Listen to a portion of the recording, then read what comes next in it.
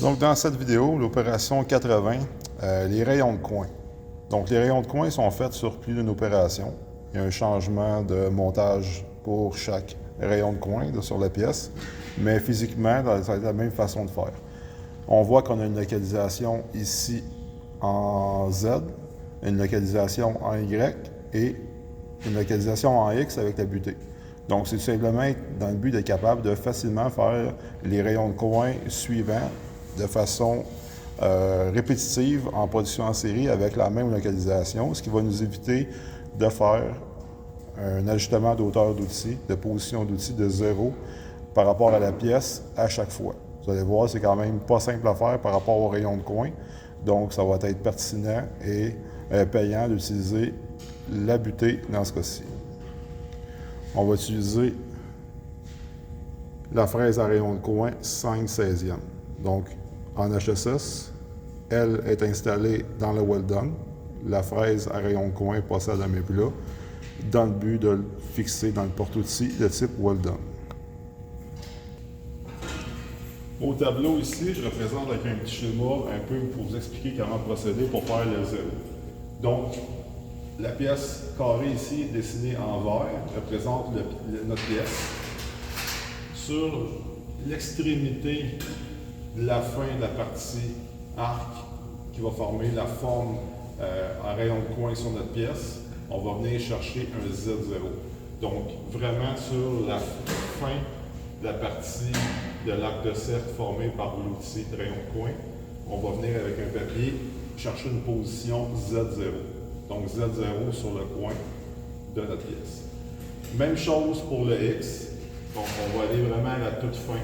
Si on regarde notre arc de cercle de l'outil, il y a un arc de cercle, mais il y a une petite partie qui est plate pour la jonction avec la forme de l'outil, le corps de l'outil. Donc à cette position-là ici, avec un papier, on va venir chercher notre position X0. Une fois que c'est fait, on va faire 2 ébauches et une finition. Donc, ça veut dire que sur le coin de ma pièce, à ma position ébauche, j'ai mis 50 millièmes. Ça veut dire qu'on va se décaler de 50 millièmes en Z et en X pour être capable de venir faire une première tranche, une première ébauche pour enlever une première partie de matière sur ma pièce. OK? Deuxième position, on va se rapprocher à 10 millièmes de dégagement en X et en Z pour venir retrancher une autre partie de matière sur notre pièce. Une fois que ça c'est fait, on va se positionner au 0 pour la finition, donc la position 0 qui est équivalent à la position qu'on a trouvée initialement pour le 0, notre outil par rapport au coin de notre pièce. Ça veut dire que notre outil va venir tangent, dans le fond, en contact avec notre surface et il va venir faire un arc de cercle vraiment comme un raccordement, vraiment précis avec notre surface. Il faut vraiment avec une précision que ça nous donne l'impression que c'est juste une surface. Okay? Donc, idéalement, c'est de le faire vraiment le plus précis possible pour éviter d'avoir, par exemple, une mauvaise position d'outil qui va venir faire un mauvais niveau par rapport au rayon et la surface.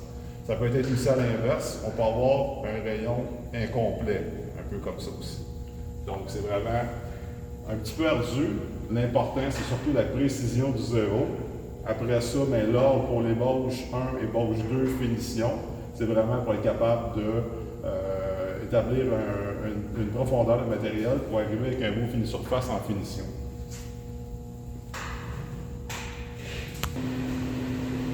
Donc pour faire le 0, on va commencer avec le Z. Donc bien important, comme je vous l'ai dit, si on voit un peu la forme de ma main ici, qui va tenir l'arc en fait de l'outil de forme, il faudrait s'assurer d'être le plus à l'extrémité possible.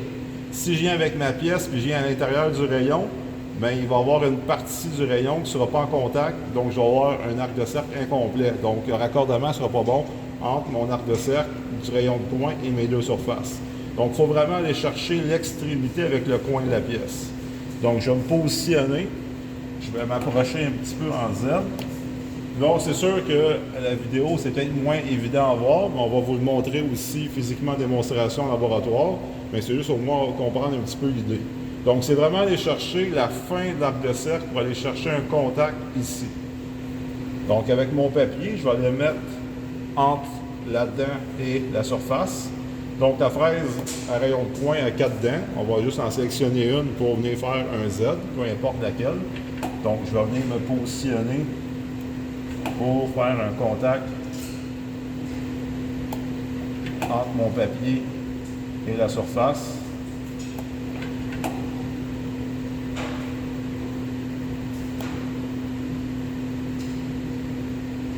Donc, j'ai touché en place. Il y a quand même un bon chanfrein qui est effectué avec la lime.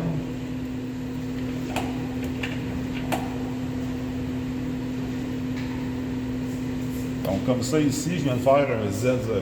Donc, position Z0. Z0. OK? Maintenant, je vais faire le X. Le X, il y a une petite difficulté supplémentaire. Le Z, peu importe ma rotation là-dedans, je suis capable d'avoir un contact. Là, le problème qui se produit, c'est avec mon X, j'ai une rotation qui se fait comme ça, un peu comme une aiguille là, sur une horloge. Ça veut dire que moi, j'ai une surface. Il faut que je m'arrange que la rotation, le sens de la dent soit perpendiculaire à ma surface. Si je suis en rotation, je vais venir chercher un 0. Là, si je continue ma rotation, je vais venir à l'intérieur de ma surface. Donc, il faut vraiment s'assurer d'avoir, par rapport à la rotation, d'être vraiment perpendiculaire pour aller chercher une position. Moi, ce que j'aime bien faire, c'est de, juste pour m'assurer, je peux prendre ma règle ou n'importe quoi, venir l'appuyer à l'intérieur d'une dent, comme ça ici, puis me positionner pour être vraiment perpendiculaire à ma surface. Ça va me permettre d'avoir une bonne position. OK? Donc, je vais dégager en Z pour être capable de faire le même travail en X.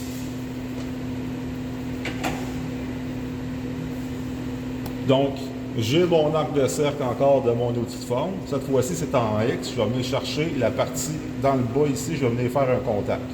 Donc, n'oublie pas, j'ai positionné par rapport à une dent pour que la rotation de mon outil, j'ai une rotation pour avoir la dent perpendiculaire à ma surface au point le plus grand de sa rotation pour venir faire un contact.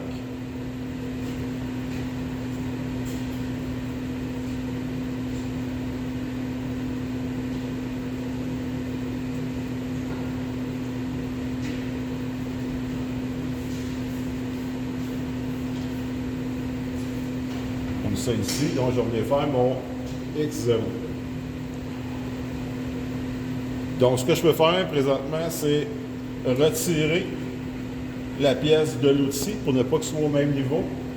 Je vais positionner mes axes à 0.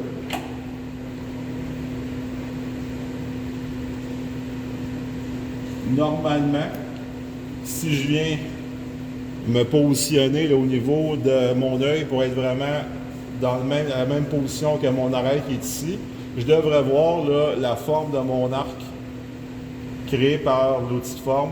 Je devrais voir physiquement que je serai en contact avec mes surfaces. Ça serait un premier repère visuel pour confirmer que notre 0 peut respecter en fait nos surfaces.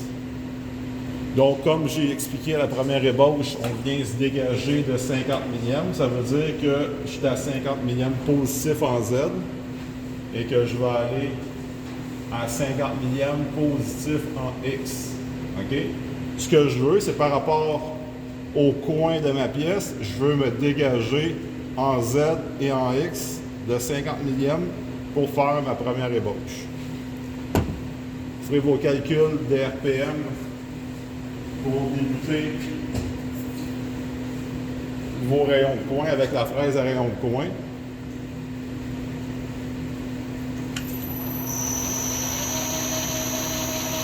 Donc, je suis positionné. Comme cela, l'outil est à l'arrière de la pièce. Je vais me déplacer dans un sens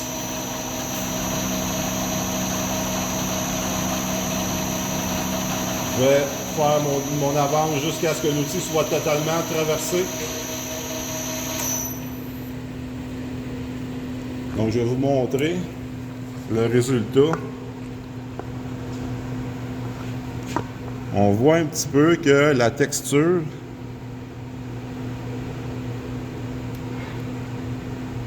le fil surface, dans le fond, il est quand même beau ici. Il n'y a pas de texture, là. C'est vraiment dans le sens que je suis allé en avalant. OK? Ça serait le sens à faire pour la finition. On va voir l'inverse. Là, je vais être en opposition pour mon ébauche 2. Donc, ça veut dire qu'avant de redémarrer la machine, je vais établir cette fois-ci une position de la valeur 10 millième que j'avais déterminée pour ma deuxième ébauche. Donc 10 millième, 10 millième, toujours en positif. N'oubliez pas que dans cette circonstance-là, avec nos zéros par rapport à la fraise à rayon de coin, si je m'en vais en négatif, ça veut dire que mon rayon va être à l'intérieur de la pièce. Nous, ce qu'on veut, c'est de ne pas dépasser le zéro pour avoir un raccordement entre notre arc de cercle formé par l'arrondi, le rayon de coin de mon outil et mes surfaces. OK? Donc là, je vais faire ma deuxième ébauche.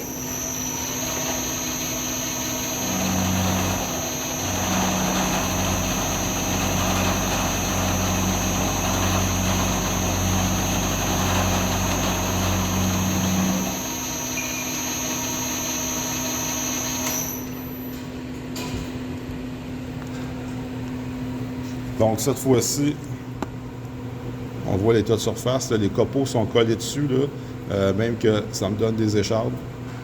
Donc on va avoir avantage à faire notre finition comme qu'on a fait notre première ébauche, donc en avalant, avec un avance dans le fond contrôlé là, pour avoir un beau fini de surface.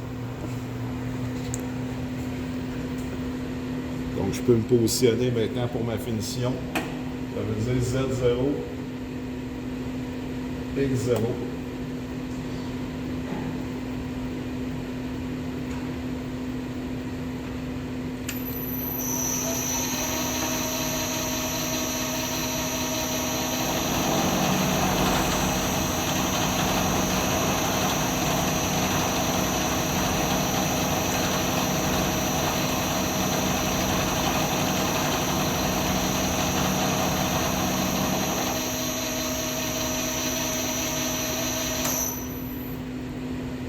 Donc, ma finition est faite.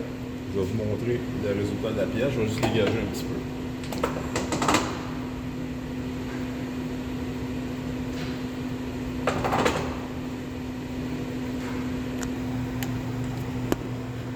Donc, le rayon de coin est effectué avec la fraise à rayon de coin. Donc, on voit qu'il y a quand même un bon mariage entre mon rayon ici et la surface sur le dessus. Ça, c'est un cas particulier. Le matériel, là, il est de moins qualité là, par rapport à ce qu'on a habituellement. Là, il serait supposé avoir vraiment un fini un peu plus beau que ça. Mais c'est quand même bien effectué. On respecte nos tolérances. Il faudrait vérifier avec le calibre à rayon qui est mentionné dans la gamme. Ce qui reste à faire après ça, c'est par rapport à nos localisations. Donc, changer d'opération pour effectuer les rayons de coin sur les autres coins de la pièce.